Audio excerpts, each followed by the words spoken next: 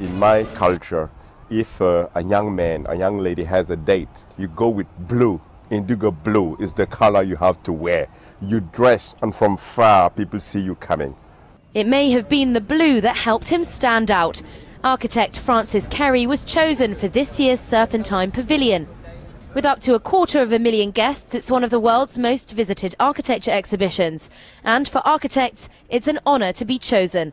Previous pavilions have been designed by international names like architect Zaha Hadid and Chinese artist Ai Weiwei. Francis' design, sitting in London's Kensington Gardens, is inspired by life in Burkina Faso, where he grew up, and how one tree would provide shade, shelter and a sense of community for his village. Oh yes, I was born in Burkina Faso in West Africa in a little village called Gando. I use my experiences in Africa, in Burkina Faso, to try to enhance, the visitor experience toward nature. I created perforated wall system to create a sort of enclosure because I want to embrace the visitor, but to connect him with the nature, with the landscape.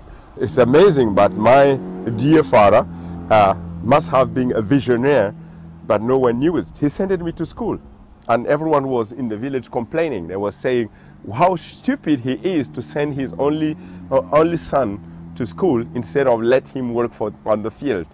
His education paid off. He now has his own firm and several architecture awards. But he hopes his career and Serpentine Pavilion will inspire young people at home.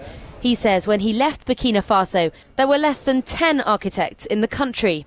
The visibility that I have now has showing to a lot of people in Burkina, young people in specifically, that is a job called architecture, and you could do it and even have the chance to land in London.